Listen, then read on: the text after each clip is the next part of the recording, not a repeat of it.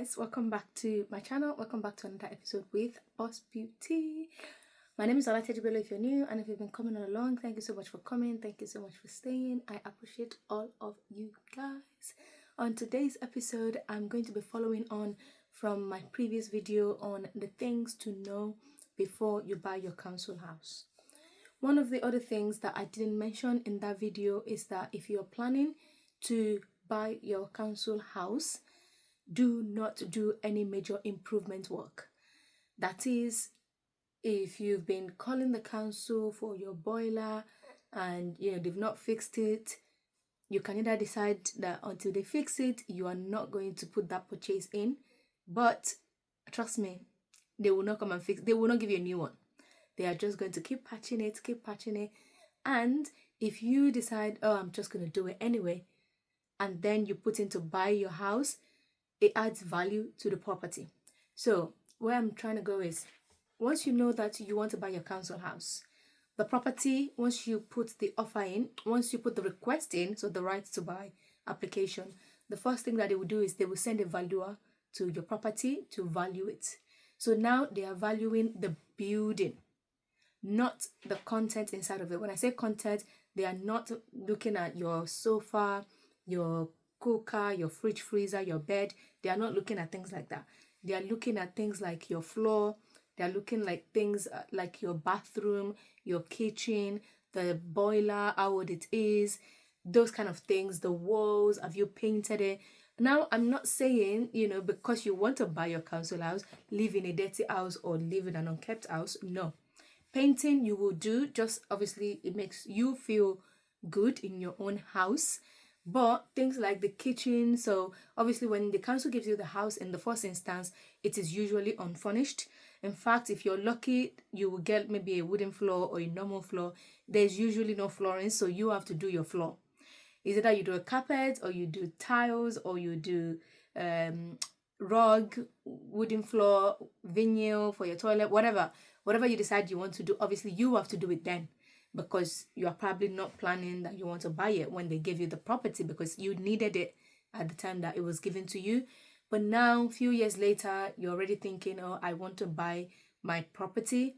Please, I'm telling you, do not do any major improvement work, because if you do, what it does is it adds value to that property. So when the council is going to charge you, they are giving you the valuation of the current market value for that property. That's what they're asking you to buy, and then they give you discount.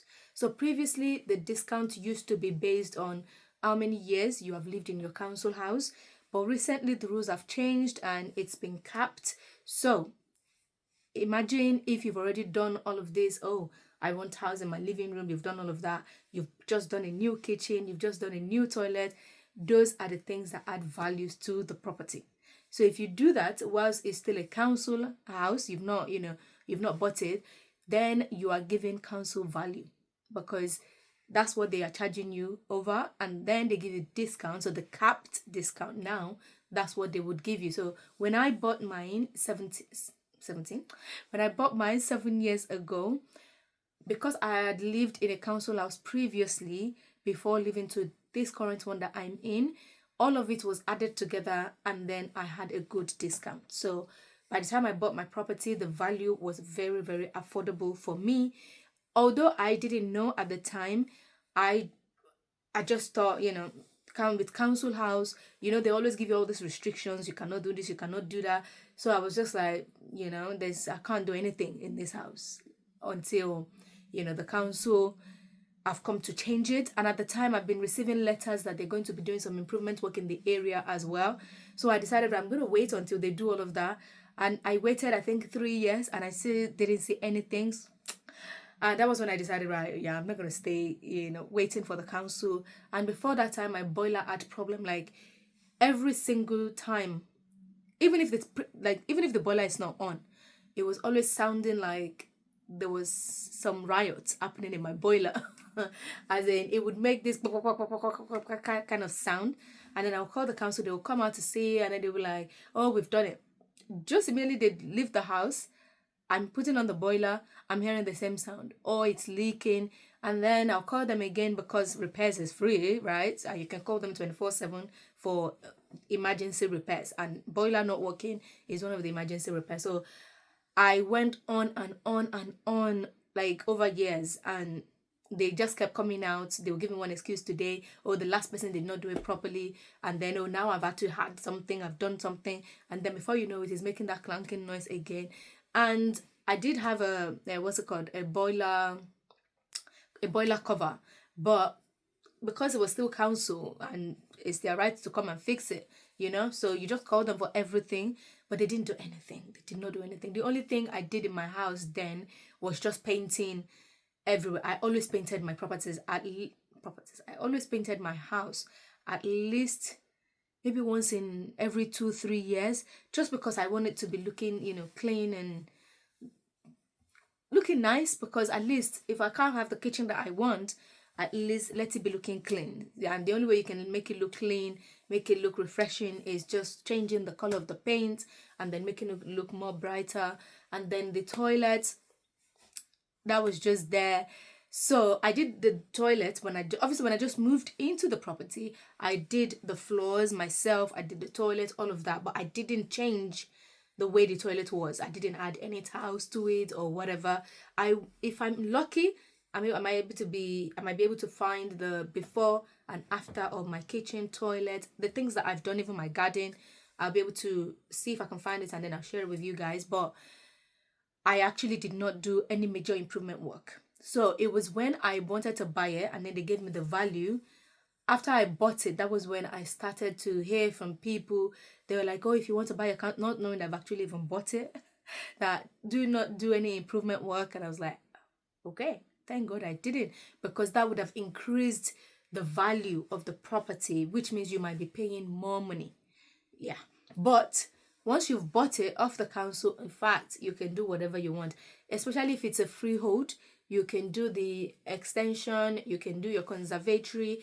You might need to request for permission to do all of these things, but you'll be able to do it. With my situation, it's a leasehold, so there was restrictions to what I could do outside of the building. So now my property, like I said, it's a leasehold, is a flat, and I'm at the ground floor flat. And I have a very big garden at the back as well as the front. However, when I moved here, myself and the tenant upstairs, obviously, according to my plan, we were able to like go from the side of the tenant to go into the garden at the back. But now I had new tenants, and then they decided to create a gate, which meant that I couldn't go to the garden from their side of the building. And in my plan, that's what it says. So, but I didn't find out this again until after I bought the property, and then I wanted to do my garden. I wanted to start to do the garden, and then I had to tell the guys upstairs, because I realized that they've done a gate and then they've blocked it, and that wasn't like that, because I've done few things in my garden previously. I've had a shed built in my garden even without me realizing that the guys were around, and obviously they went through that side. So now I want to do the garden, like do artificial grass or something, and then I realized that it's been blocked. I rarely go into my garden. It's very big, but I rarely go in there. Like, I just can't be bothered. Maybe in summer, because it's sunny and I want to dry my clothes outside, you see me in the garden. Apart from that, I rarely go in. Even my shed, I rarely go in there. I'm not gonna lie. People that know me, they would tell you. And I don't do parties in my house because I don't like stress. So there's no point of me going in the garden, right? So what I wanted to do it was when I went, and then my mom was like, they've blocked the garden. I'm like, blocked? What do you mean? And I already called the workers. I already paid half of the money.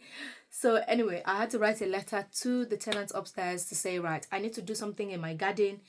And then they were like, yeah, you can just knock the door whenever you want to do it. So we started to do this. They will open the back garden. The guys will go and do the work. And then just when the guys were about to finish the back garden, we knocked and knocked and knocked and knocked. I wrote letters. I did everything. My tenant was away. They were away and they didn't come back. It was around the summer holiday, and they actually went away for that 6 good weeks of summer holiday without even notifying me that, obviously knowing that I'm doing my garden, they didn't notify me. So the guys couldn't finish the work, and that just became a disaster. And since that time was when I was just like, yeah, I'm leaving this place, because finding out that, you know, what you think was part of your property is not part of it anymore. And then I called the council. One of the guys that came out, when he came out, all he could say to me was, oh, imagine you've got that front big garden and then you have to share the back garden. Like, even the back garden is demarcated. And then this guy saying, oh, because I've got bigger garden at the front, the back one, it only makes sense for them to put a gate to there so that it can, you know, demarcate it. And then because of their safety and privacy and their security. And I'm thinking, I've been in this building before these guys came, and the previous tenants, we never had any issues.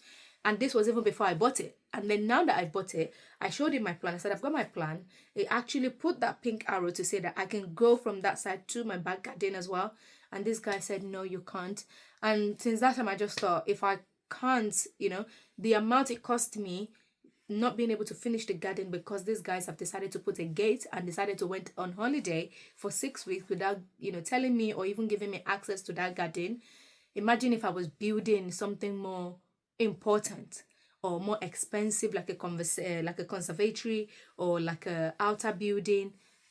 It would have just been a disaster. It would have been a waste of money. So even though I know that I might not be able to do it because it's a flat, I'm at the bottom. So those are the disadvantages of buying a flat as well. At least mine is just myself and the person above.